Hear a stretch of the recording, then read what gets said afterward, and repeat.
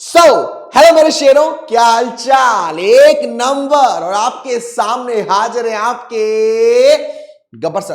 तो गब्बर सर आए हैं, यानी कि आपके प्यारे ऋषभ त्यागी सर आए हैं आज आपको ये बताने कि अब जो कि आपका एग्जाम का टाइम चल रहा है तो किन किन बातों पर आपको ध्यान देना है, कौन सी चीजें करनी है और कौन सी चीजें नहीं करनी है। सबसे पहली बात, जब भी आपका एग्जाम टाइम आता है तो जो आपके दोस्त होते हैं आप उनसे इंफॉर्मेशन लेना बहुत जरूरी समझते हो। आपको लगता है ये जैसा बताएंगे हम वैसा करके आएंगे। फॉर एग्जाम्पल, आपने किसी ऐसे दोस्त को फोन किया जो बेचारा पढ़ता नहीं था और आपने फोन किया कि भाई क्या कर रहा है, पढ़ रहा है क्या? वो क्या कह रहे, पढ़ाई?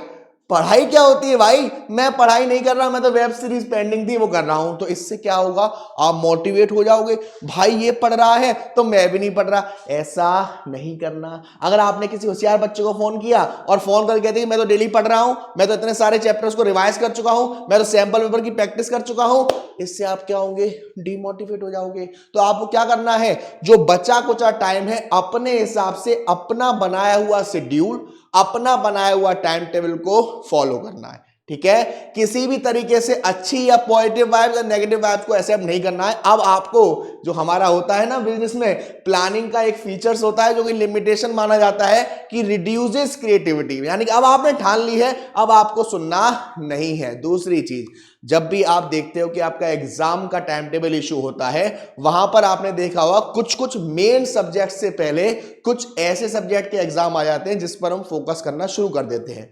फॉर एग्जाम्पल मैं बात करूं, अगर अभी आपके जो एग्जाम है, जो आपका फिजिकल एजुकेशन है वो पहले पढ़ रहा है, उसके बाद आपका इकोनॉमिक्स, अकाउंट्स और बीएसटी होगा।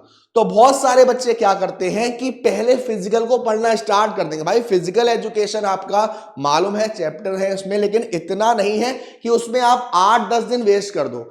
आप उसको 7 या 8 तारीख से भी पढ़ोगे तब भी 3-4 दिन सफिशिएंट रहेंगे फिजिकल एजुकेशन को करने के लिए। तो जो आपके मेन सब्जेक्ट्स हैं उनके लिए अगर आपके पास सफिशिएंट टाइम नहीं है, डेज कम है, तो वो उन डेज में कवर करो जो आपको अदर लैंग्वेज सब्जेक्ट के लिए मिले गए हैं। तीसरी बात बहुत ध्यान में रखनी है कि हम लोग क्या करते हैं, हम प्रीवियस ईयर क्वेश्चंस पर बहुत ज्यादा डिपेंड हो जाते हैं।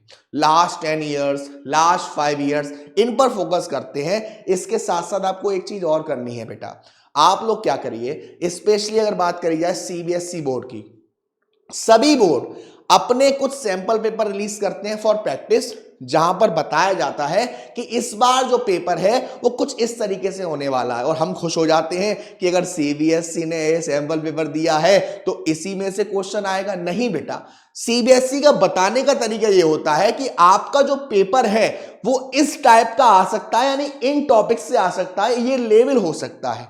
हो सकता है आपकी किस्मत अच्छी हो। वैसे मैं आपको एक राज की बात बताऊं, चांसेस रहते हैं कि जो भी सीबीएसई का सैंपल पेपर है, 1-2 क्वेश्चन तो एज इट इज आपको देखने को मिल जाए। आपको वहां पर क्या करना है, जितने भी टॉपिक्स हैं उन टॉपिक्स को नोट करना है।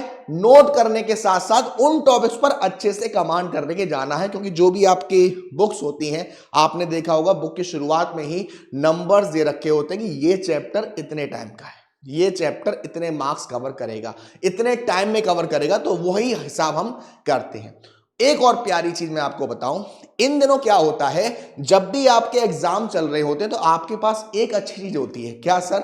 जिसका एग्जाम है आप उसकी तैयारी कर रहे हैं। भाई पूरे साल तो हम सारे सब्जेक्ट पढ़ रहे थे, अब जिसका एग्जाम पहले है उसकी तैयारी कर रहे हैं। तो आप क्या करो, आप जिस बुक से उसकी तैयारी कर रहे हो आप उसके पेज काउंट कर लो। सपोज आपने काउंट करे 400 पेजेस, वेरी गुड। अगर आपको इसको रिवाइज करना है तो पूरी बुक को ना करके उन 1-1 चैप्टर्स को अच्छे से रिवाइज कर लो जो आपको दिक्कत दे रहे थे, क्योंकि जो चैप्टर आपके अच्छे से हो चुके हैं वो आपको बहुत अच्छे से समझ में आ चुके हैं। एक फाइनल टिप मैं आपको देना चाहूंगा, एग्जाम से एक दिन पहले यानी कि रात को एक अच्छी सी प्रॉपर नींद लेना। भाई हम डर जाते हैं, कल पेपर है, कैसे काम होगा, कैसे पास होगा, क्या लिख के आऊंगा। बिल्कुल नहीं सोचना, रिलैक्स होना है, प्रॉपर नींद लेनी है। बात करी जाए कि आप 10 या फिर 11 बजे मैक्स टू मैक्स सोइए, प्रॉपर नींद लीजिए। एग्जाम टाइम से पहले चाहो तो थोड़ा सा रिवाइज कर लो, सुबह उठ के थोड़ा सा रिवाइज कर लो, लेकिन रात को एक प्रॉपर नींद लो, आपका एग्जाम बहुत अच्छा होगा। तो ये टिप्स को आपको फॉलो करना है और आप सभी के एग्जाम के लिए मेरी तरफ से बेस्ट ऑफ लक, रॉक कर देना। Thank you so much.